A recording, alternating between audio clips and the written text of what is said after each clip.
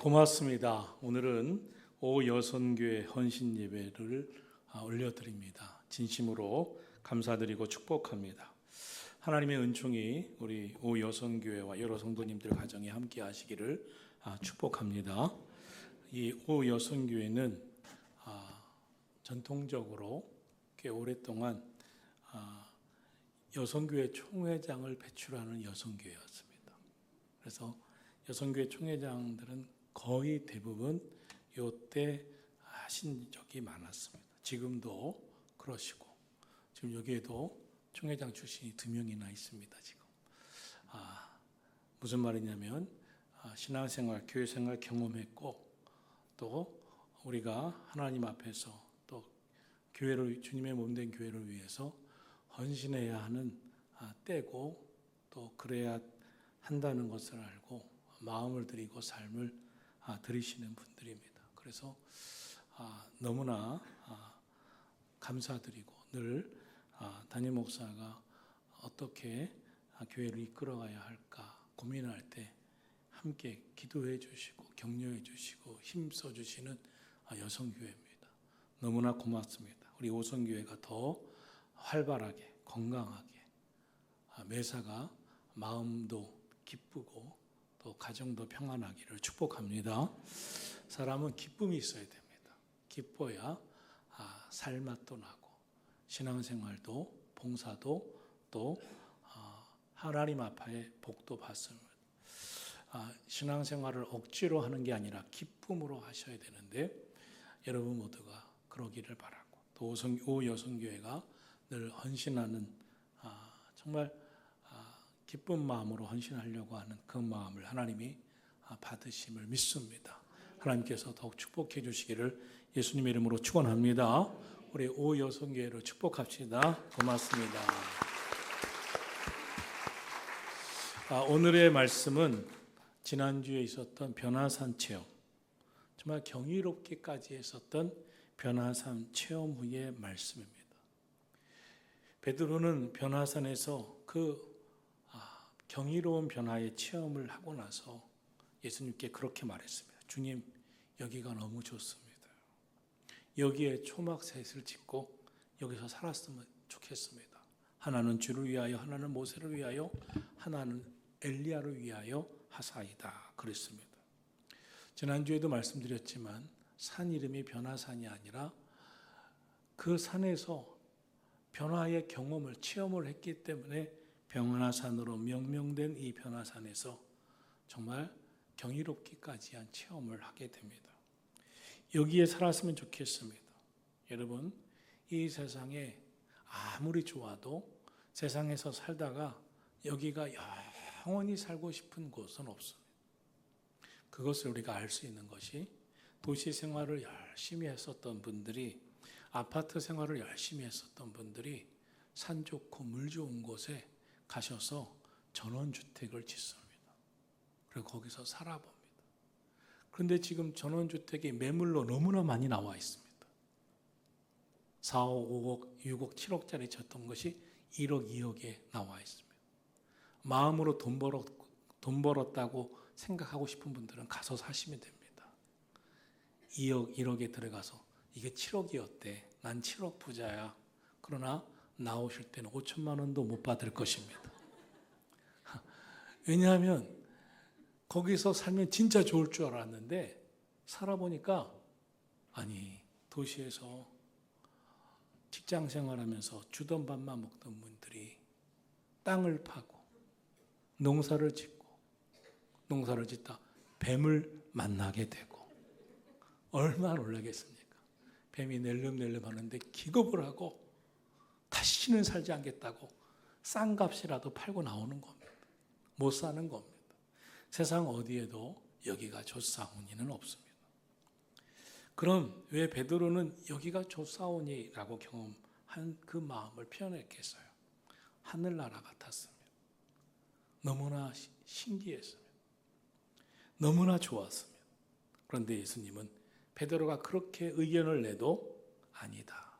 산 아래로 세상으로 내려가야 한다. 거기는 아직 구원할 영혼이 있다. 하나님께서 하라고 하시는 일이 있다. 하고 세상에 내려오셨습니다. 그러면 세상에 내려와셔서 하셔야 할 일은 무엇이었을까요? 우리는 그 비밀을 예수님의 여러 공생의 삶에서 비밀을 찾을 수가 있습니다. 예수님은 마태복음 4장에서 요단강에서 세례를 받으실 때, 공생애를 시작하실 때 첫 번째 하신 말씀이 예수께서 비로소 전파하여 이르시되 회개하라 천국이 가까웠느니라. 또한 예수님께서 두루 다니시며 가르치시고 천국 복음을 전파하시고 모든 병과 모든 약한 것을 고치시니 그 소문이 순식간에 퍼져나갔다고 했습니다.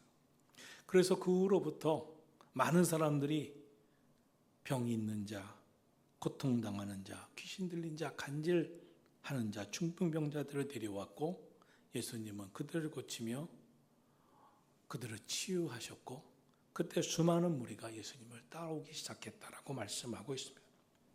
예수님이 이 땅에 오셔서 하시고자 하시는 천국 복음을 전하려 하셨습니다.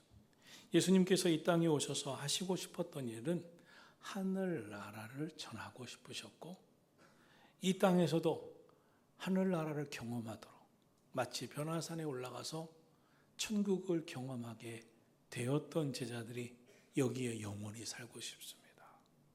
천국의 아주 일부분을 보았을 텐데 그곳이 좋습니다 라고 했었던 제자들에게 제자들의 그런 고백처럼 오늘 이 땅에서도 하나님 나라를 맛보게 해 주고 싶으셨던 것입니다.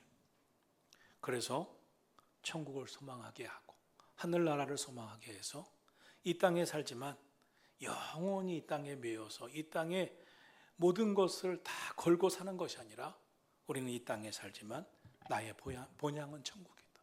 내가 돌아갈 곳은 천국이다. 이 땅에서 열심히 살지만 이 땅에서 마치 이 세상이 끝인 것처럼 살지 아니하고 이 땅에 서서 살지만 믿음 생활 잘하고 하늘나라를 소망하면서 살다가 천국을 대망하며 살다가 천국 가기를 소망하는 존재로 살기를 원하셨던 것입니다. 그래서 마가복음 9장 말씀인 이 마가복음 9장 1절에 보면 예수님께서 이러한 말씀을 하셨습니다. 그들에게 이르시되 내가 진실로 너희에게 이르노니 여기 서 있는 사람 중에는 죽기 전에 하나님의 나라가 권능으로 임하는 것을 보잘 때도 있느니라. 예수님이 하늘나라가 임하는 것을 볼 사람이 있다고 하셨습니다. 이것은 여러 의미가 있겠지만 특별히 하늘나라를 체험하는 이게 하늘나라구나, 이게 하늘나라의 삶이구나 하는 것을 경험하는 삶을 볼 자가 있게 하시겠다고 하신 것이었습니다. 그리고 오늘 본문이 바로 그런 말씀 내용들로 되어 있습니다.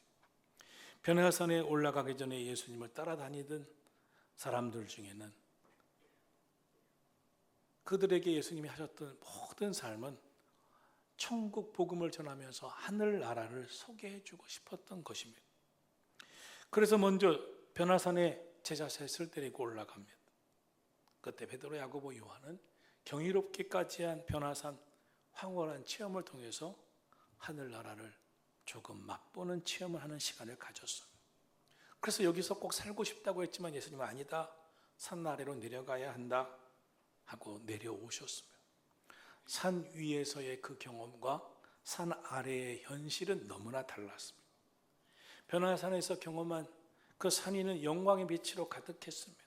경이롭기까지 했습니다. 정말 영원히 살고 싶었습니다. 그런데 변화산에서 내려온 산 아래는 너무나 뜻밖이었습니다. 너무나 달랐습니다.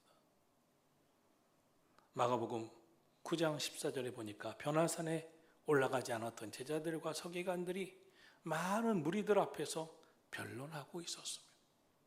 말이 변론이지 서로 자기들의 주장을 하고 자기들의 말만 하고 논쟁하는 모습을 띠고 있었다는 겁니다. 각각 자기를 주장하면서 자기들의 말을 하면서 비판하고 있는 겁니다. 그러는 사이 예수님께서 변화산에서 내려오십니다. 그 모습을 많은 무리들이 보고 그 많은 무리들은 지금까지 뭘 봤습니까? 예수님의 제자들 9명과 서기관들이 율법사들이 논쟁하고 말싸움하는 것을 보고 있는 겁니다. 그 사이에 구경꾼들이 여러분 세상에서 제일 재미있는 구경이 뭐라고 합니까? 싸움하는 구경. 너무나 잘 아시는군요. 여러분 싸움하는 곳에 많이 가서 구경해 보셨나 봅니다. 그 싸움하는 구경, 가다가도 갈 길을 멈추게 하고 쳐다보게 하는 그 싸움하는 구경을 실컷 하던 무리들이 싸움하는 것도 오래 보면 지칩니다. 예수님이 변화산에서 내려오시자 막 예수님께 달려오고 인사하면서 지금 서로 싸우고 있어요. 말싸움하고 있어요. 비판하고 있어요. 하면서 예수님을 그리로 인도합니다. 그곳에 가보니 귀신 들린 아들을 데리고 온 아버지, 귀신 들려 고통당하는 그 아이, 귀신은 그 아이를 사로잡아 거꾸로 때리고 거품을 흘리게 했습니다. 그래서 아이는 이도 갈았다고 했습니다. 심한 경련도 일으켰다고 했습니다. 땅에 엎드러져 굴렀습니다. 정말 그 아이를 보고 있는 아버지의 마음은 어떻겠어요? 다른 사람들도 아팠겠지만 아버지 같진 않았겠죠. 다른 사람은 그 모습을 보면서 아이고 안 됐네 하는 정도였겠죠. 여러분 귀신의 존재, 마귀의 존재를 모르는 사람들에게 마귀의 존재에 대해 정확한 설명하는 것은 쉽지 않습니다. 그러나 마귀가 일으키는, 귀신이 일으키는 현상은 아주 분명합니다. 본문에 귀신 들린 아이의 모습은 아주 끔찍하고 안타깝게까지 합니다. 귀신 들렸다는 것은 도대체 뭘 말합니까? 귀신의 지배를 받는 겁니다. 그것이 예쁜 모습으로 변장을 하던 이 아이처럼 정말 이를 갈면서 불에 물에 맞고 뛰어들고 죽으려고 하고 거품 흘리고 괴로워하고 심한 격려를 일으키게 하던 어떤 모습이든지 귀신 들렸다고 하는 것은 귀신의 사로잡힌 지배를 받는 겁니다. 여러분 무엇을 지배합니까? 자율권을 지배합니다. 통제 기능이 그 아이 스스로 할 수 있지 못하게 사로잡아 버립니다. 마귀가 이 아이를 전적으로 통제합니다. 하나님이 우리에게 주신 최고의 선물 중에 하나는 자유의지입니다. 그런데 이 자유의지를 귀신이 빼앗아가 버리고 마는 것입니다. 물속으로 뛰어들어 물속에 뛰어들어가기도 하고 불에 뛰어들어가기도 하고 갑자기 거꾸로지는 겁니다. 이 아버지는 얼마나 안타까웠겠어요. 자기 아이가 물속에 뛰어들 때 그 아이를 끌고 나오면서 이러면 안 된다고 했겠지만 그 아이가 한 거 아니죠. 귀신이 사로잡은 거죠. 불 속에 뛰어들어 불타버릴 그 아이를 끌고 나오면서 얼마나 괴로웠겠어요. 자기 의사와 상관없는 행동을 합니다. 그러므로 성도들은 늘 나는 하나님 안에서 내가 자율권이 있는가? 하나님의 존귀한 자인가? 하나님은 주의 백성들, 오늘 우리들을 이렇게 살도록 귀신의 지배 속에 통제 기능이 박탈된 채 살도록 하지 않으십니다. 여러분, 우리가 어떤 때 보면 우리도 마치 귀신에 쓰여 있는 것처럼 살 때 있습니다. 이게 아닌데 내가 왜 그러지 하면서 막말을 하기도 하고 내가 왜 이러지 하면서도 깊은 우울감에 빠지기도 하고 그래서 죽고 싶고 죽으러 들어가기도 하고 내가 왜 이럴까 할 때도 있고 어떤 때는 우리 가정이 평안하고 우리 자녀들이 행복하고 우리 부모님들이 기뻐하고 하는 모습을 늘 갖고 있었던 마음이었는데 서로 가족들이 막말을 하고 서로 싸우고 죽이려고 하고 가정이 아닌 가정 천국이 아닌 가족 지옥을 이루고 있는 그런 순간도 있습니다. 왜일까요? 무엇에 사로잡혀 있는 걸까요? 무슨 통제권이 사라진 상태일까요? 마귀는 귀신은 우리 의사와 상관없는 행동을 하게 만듭니다. 몸도 마음대로 자기 마음대로 할 수 없게 만듭니다. 이것이 귀신의 역사입니다. 하나님의 백성은 얼마나 복 있는 겁니까? 존귀한 하나님의 자녀로 사는 게 얼마나 귀한 겁니까? 그런데 귀신이 이 아이를 사로잡아 거꾸로 뜨려 고통당하게 합니다. 귀신의 특징은 폭력적입니다. 여러분, 이 폭력적인 모습은 위험한 순간에 빠지게 합니다. 죽음으로 몰고 갑니다. 인간성을 철저히 말살시켜 버립니다. 그것이 막 무시무시한 표정과 말로 하든 간사한 표정으로 말을 하든 귀신의 역사는 분명합니다. 오늘도 저와 여러분들이 귀신의 역사, 귀신의 사로잡힘 속에 고통당하는 상관 같은 순간이 올 때, 주여, 내가 왜 이럽니까? 하나님 나를 붙잡아 주시옵소서. 그 순간 더욱 찬양하고, 여러분 멈추지 못할 때, 막말을 멈추지 못할 때, 누군가의 비난을 마음속으로 멈추지 못할 때, 여러분 마음에 자꾸 우울감에 빠져서 죽고 싶은 마음을 멈추지 못할 때, 여러분 스스로 고통 속에 빠져들어가는 것을 멈추지 못할 때 주님을 찾으시기를 축원합니다. 오 주여, 나와 함께 하소서. 나를 붙잡아 주옵소서. 평안을 주소서. 하나님 주님의 마음을 주시옵소서.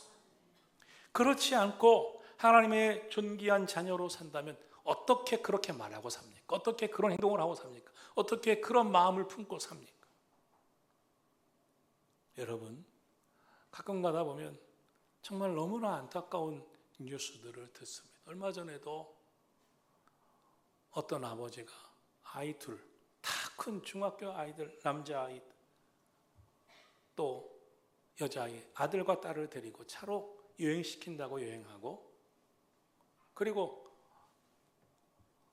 잠드는 약 몇 배가를 그 물에 타서 그 음료수에 타게 해서 맛이 이상해도 끝까지 먹어라, 좋은 거다 먹게 하고, 막 목을 줄로 잘 죽이는데 딸은 죽고 아들은 그 사이에 막 깨어나는데 그 아버지가 막 목 졸라 죽이고 결국 죽었잖아요.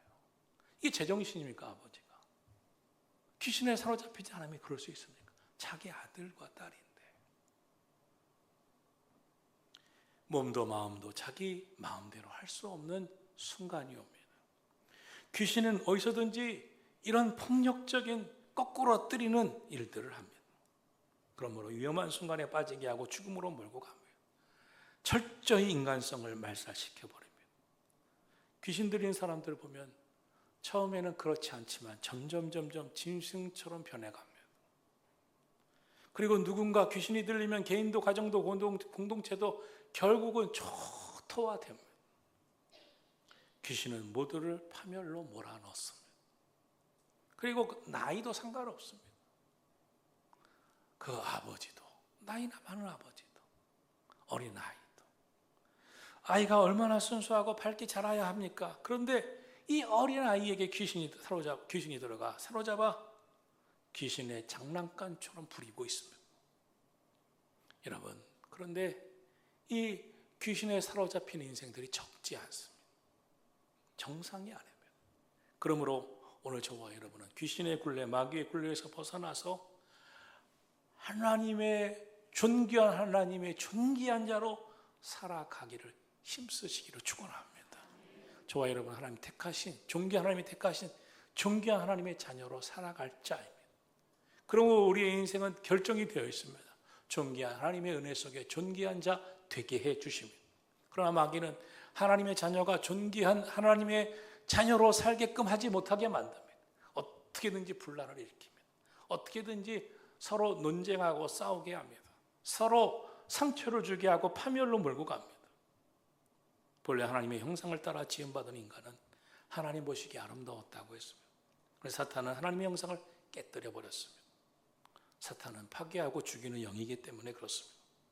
그래서 사탄이 지배하는 것은 어둡고, 그리고 싸움이 있고, 그리고 고통이 있습니다. 물에도 넘어지게 하고 불에도 넘어지게 하고 소리 지르고 거품을 불고, 정말 참상이 아닐 수 없는 모습이 오늘 성경에서 펼쳐지고 지금도 세상 곳곳에 이런 모습들이 있습니다.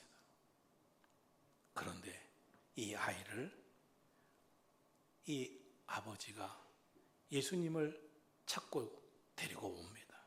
그런데 제자들이 예수님의 변화산에 올라왔기 때문에 그곳에 예수님이 계시지 않았습니다. 예수님이 없었던 그곳에 제자들은 무기력했습니다. 결국 제자들은 서기관들과 많은 무리 앞에서 부끄러울 수밖에 없는 상황이 되고 논쟁해야 했습니다. 사탄은 어떻게든지 하나님의 영광을 훼손시키고 하늘나라가 임하는 것을 가로막는 역할을 하기 때문에 예수님이 없는 상황 속에 제자들 앞에 그를 데리고 와 능력 없는 모습을 보이게 하고 비판하고 변론케 했습니다. 사랑하신 성도 여러분, 정말 주님의 나라가 이루어지기를 원하고 하나님의 백성으로 하나님의 나라 예수 그리스도와 예수님의 제자들을 사랑하는 마음이었다면 이 제자들이 능력이 없이 예수님이 없는 상황 속에서 능력 없이 있을 때 저렇게 변론하면서 비난하지 않았을 겁니다. 주님 언제 오시죠? 우리 기다립시다. 그리고 기도합시다 했을 겁니다. 예수님이 그런 상황에서 내려오자 아이의 아버지가 예수님 변화산에서 내려왔던 그때 18절에서 이런 말을 합니다. 내가 선생님의 제자들에게 내 아이를 괴롭히는 귀신을 내쫓아달라 하였으나 그들은 능히 하지 못하더이다. 아이의 아버지가 예수님의 제자들의 그 무능을 고발하고 있습니다. 이 아버지는 기대를 걸고 예수님의 제자들에게 데리고 왔다는 겁니다. 그런데 아무것도 못했다는 겁니다. 그리고 그때 예수님이 산 아래로 내려오셨다는 겁니다. 귀신 들려 고통하는 아이의 모습과 아이를 데리고 왔지만 예수님께서 계시지 않는 상황에서 아무것도 하지 못하고 있는 제자들을 보면서 비난하고 있는 아버지, 그리고 그 제자들과 그것도 제자냐라고 변론하는 서기관들, 그리고 구경꾼인 수많은 무리들, 이것이 예수님이 변화산에서 내려온 주님 앞에 펼쳐진 모습이었습니다. 본문에서 제자들은 서기관들과 변론했다고 했습니다. 무슨 변론을 했겠습니까? 귀신 들린 아이의 아버지는 지도자들이여 많은 공부를 한 성경 박사인 서기관들과 율법사들을 만나 아이의 문제를 해결받고 고침받기를 원하지 않았겠습니까? 그러나 말만 잘하는 서기관들이나 율법사들은 그 어떤 능력을 나타낼 수 없었습니다. 그런 능력이 없었습니다. 왜 예수님의 제자들에게 이 귀신 들린 아이의 아버지가 이 아이를 데리고 왔을까요? 제자들은 말만 잘하는 서기관들과는 다를 거라고 생각을 했었기 때문이겠죠. 그러나 제자들 역시 예수님 계시지 않는 그곳에서는 어떤 능력도 보이질 못했습니다. 능력이 없으면 신앙의 횟수나 경력은 아무 의미가 없습니다. 그 직함도 아무 의미가 없습니다. 아마 이들은 당신 예수님의 제자라며 그렇다면 실력을 보이라 압박을 받았을 겁니다. 제자들은 그것을 느꼈을 겁니다. 우리가 이 안타까운 모습을 보면서 예수 믿는 목사로서, 교역자들로서, 우리 장로님들로서, 권사님들로서, 집사님들로서, 성도들로서 우리가 깨달아야 할 것이 있습니다. 예수를 믿는다면 중요한 것은 능력입니다. 능력이 존귀케 합니다. 세상은 교회와 목회자들 그리고 교회 장로님들, 권사님들, 중직들, 성도들을 유심히 지켜볼 겁니다. 입만 가진 목사고 입만 가진 성도인지 아닌지, 정말 능력을 가졌는지 아닌지 우리 영권을 위해서 기도하시기를 축원합니다. 영적 능력을 갖춰야 됩니다. 영권 갖춘 목회자가 되도록 중보 기도해 주시기를 축원합니다. 그렇지 않으면 귀신이 역사하고 제자들이라도 비판을 받습니다. 영권은 예수님의 제자들이 모인 그곳에서 그 능력이 통하는 것만이 아니라 오히려 세상 가운데 그 능력이 통합니다. 왜냐하면 세상은 매일 영적 전쟁터이기 때문에 그렇습니다. 귀신에게 마귀에게 시달리는 영혼이 한둘이 아니기 때문에 그렇습니다. 마귀에게 시달리자, 마귀에게 지배를 받자 고통을 당했습니다. 이 본문의 아이의 아버지가 예수님께 말하는 것을 들어보세요. 22절입니다. 귀신이 그를 죽이려고 불과 물에 자꾸 던졌나이다. 20절입니다. 귀신이 그 아이로 심히 격려를 일으키게 하였는지라 그가 땅에 엎드러져 구르며 거품을 흘리더라. 여러분, 우리는 누구여야 합니까? 우리는 존귀한 하나님의 자녀여야 합니다. 존귀한 주님의 은혜로 사는 자야 합니다. 그런 인생이어야 합니다. 그런데 마귀는 하나님의 자녀, 존귀해야 하나님의 자녀를 마귀의 속박에, 귀신의 속박에 고통당하게 합니다. 마귀가 귀신이 지배하려고 합니다. 그래서 존귀할 수 없게 만듭니다. 아무리 자기가 존귀하고 싶어도 자기는 스스로 존귀하다고 말하지만 존귀할 수 없게 만듭니다. 우리 늘 교회 안에서 매일 예배만 드리고 살 수는 없습니다. 아무리 변화산의 경이롭고 놀라운 기쁨을 보고 있었어도 거기에서 여기가 좋사오니 살 수만은 없습니다. 예수님은 그 산 위에서만이 아니라 산 아래로 세상으로 우리가 내려가야 한다고 말씀했습니다. 거기는 구원할 영혼이 있고 그곳에 하늘나라를 알려주고 천국으로 인도할 백성들이 있다고 하셨습니다. 이 귀신의 고통으로 고통당하는 이 아이, 이 아버지는 이렇게 말을 하고 있습니다. 22절, 그러나 무엇을 하실 수 있거든 우리를 불쌍히 여기서 도와주옵소서. 예수님께 말합니다. 무엇을 하실 수 있거든 불쌍히 여겨서 도와주옵소서. 그러자 예수님이 그 기도를 수정해 줍니다. 그의 믿음을 수정해 줍니다. 예수님이 23절에서 말씀합니다. 이르시되 할 수 있거든이 무슨 말이냐. 믿는 자에게는 능히 하지 못할 일이 없느니라. 무엇을 할 수 있거든 도와주소서. 그건 믿음도 아니고 그건 기도도 아니다. 여러분, 오늘 많은 교인들이 믿음 없는 기도를 드립니다. 기도는 하지만 믿음이 없습니다. 또 믿음은 있지만 기도는 하지 않습니다. 그거는 믿음도 아니고 기도도 아닙니다. 오늘도 이 땅에 많은 교인들이 교회를 나와서 예배를 드리지만 믿음도 아니고 기도도 아닙니다. 기도는 하지만 믿음이 없어요. 믿음은 갖고 있지만 기도를 하지 않고 있어요. 결국 무엇입니까?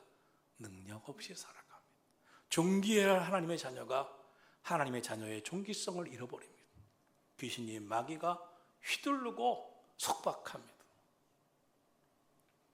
예수님 말씀하십니다. 그건 믿음도 아니다. 할 수 있거든이 무슨 말이냐? 어떻게 그렇게 믿음 없는 말을 하냐? 어떻게 그렇게 표현하냐? 어떻게 그렇게 하고 여기가 나왔느냐? 오늘 교회 주의 성전에 나와서도 어떻게 그런 신앙생활을 하느냐는 것이죠. 예수님은 무슨 말씀을 합니까? 믿는 자에게는 능히 하지 못할 일이 없느니라. 믿음을 가져야 존귀케 된다는 거예요. 믿음 없이는 아무것도 아니라는 거예요. 믿음이 없으면 마귀가 귀신이 사로잡는 거예요. 믿음을 가져야 주님의 존귀한 은혜가 임하고 주님이 붙드시는 인생이 된다는 거예요. 그 아이의 아버지가 소리를 지릅니다. 내가 믿나이다. 나의 믿음 없음을 도와주소서. 여러분, 이것이 우리의 신앙이어야 합니다. 나는 믿음이 없습니다. 나는 아무것도 아닙니다. 그러나 오직 주님 믿는 믿음으로 나왔습니다. 나의 믿음 없음을 도와주시고 믿음을 주소서. 믿음으로 주께 기도하게 하시고 믿음으로 살게 해 주옵소서. 예수님이 이 고백을 확인하시고 25절에 말씀하십니다. 더러운 귀신을 꾸짖어 이르시되 이 말 못하고 못 듣게 하는 귀신아, 이 아이를 고통 속에 몰고 가는 이 귀신아, 내가 내게 명하노니 이 아이에게서 나오고 다시는 들어가지 말라. 그러자 귀신이 소리 지르고 아이로 심한 격려를 일으키고 나가더라. 할렐루야. 오늘도 믿음 가진 자가 선포할 수 있고 믿음 가진 자가 외칠 수 있고 믿음 가진 자가 악한 영 귀신과 사탄과 마귀와 싸울 담대함이 있고 예수 이름으로 명하노니 이 더러운 귀신아 예수 이름으로 떠나갈지어다 외치게 되는 줄로 믿습니다. 오늘 저와 여러분에게 이 믿음이 있기를 예수님 이름으로 축원합니다. 그런데 우리가 한번 주목해야 될 게 있습니다. 25절에 예수님이 뭐라고 말씀하십니까? 귀신아 이 아이에게서 나오고 다시는 들어가지 말라. 귀신은 나갔지만 또 들어올 수도 있다는 거예요. 여러분이 예수 밖에 살면서 예수님 안으로 교회로 와서 믿음 갖고 하나님의 존귀한 자로 사는 듯 하지만 다시 어느 날 믿음 없이 얘기합니다. 다시 뭔가 사로잡은 귀신이 사로잡은 것 같은 인생을 살아갑니다. 그런 행동을 합니다. 그런 생각을 합니다. 생각이 병들었습니다. 믿음이 병들었습니다. 오늘 내 안에 악한 영 틈타지 않게 달라고 하나님 날마다 나를 붙들어 달라고 하나님 앞에 엎드려 기도하기를 주님의 이름으로 축원합니다.